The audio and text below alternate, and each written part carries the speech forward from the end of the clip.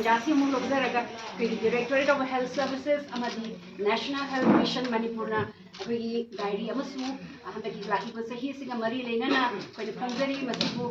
Release तौनबी launch तौनबी honourable sir CM को हंगचरी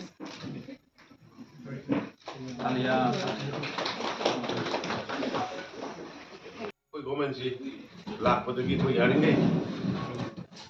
यमना मरु है भाई तारे डायरी कैलेंडर जनवरी तारीख 1 दगी होदोनी दो यारिंगे कोई मामा दस कोई गवर्नमेंट से लापदगी कोई तारीख 1 की मामा से तुम पीबो ngam na maya da phang ngam na ba na kon लापदगी हम तक सु I appreciate the DIPR की honorable minister Ranjan Magi Commissioner my colleagues timely nasi siamna nasi ahing siamna importance of the civic life or Bharat life the Manipur life kisan samasatpa silnaw sin maru ibnumit oi nasi ahing gi baro dani Shukris ki mari popogi celebration to ba machine nangna ba ro tarik 1 Jadi di memang nasi tarik hingga marigi evening kita semuanya koi calendar awal di diary DIPR di sakti natuna health department issue national health mission issue launa pongo department you fight health issue juga DIPR issue official issue Semana implementation execution akan sana tahu ini. Anaina sigi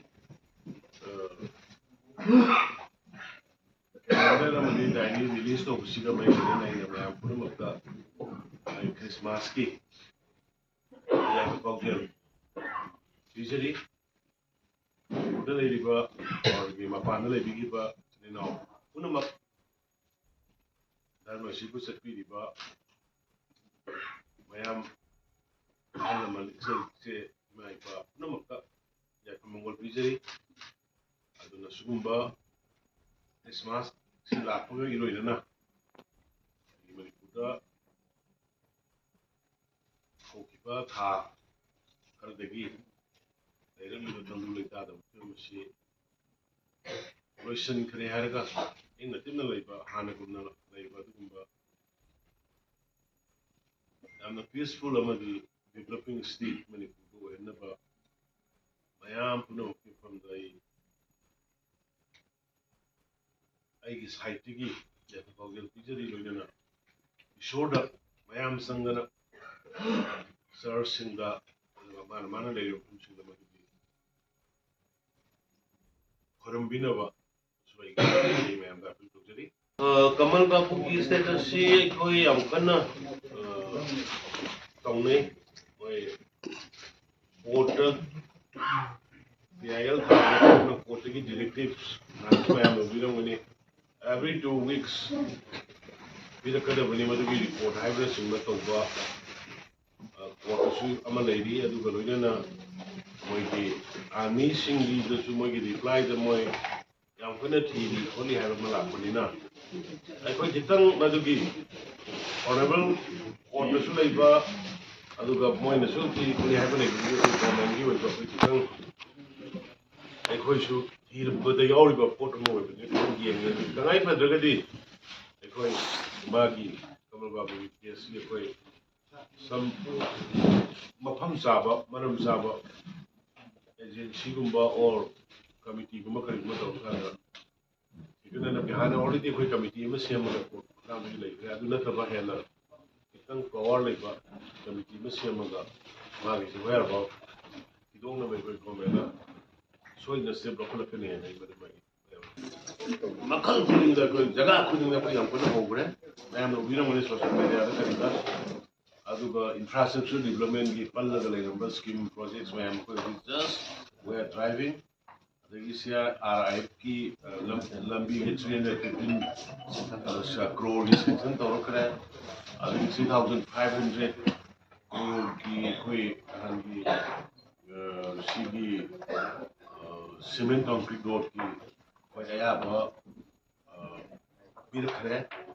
then river project 100 crore मुकी कोई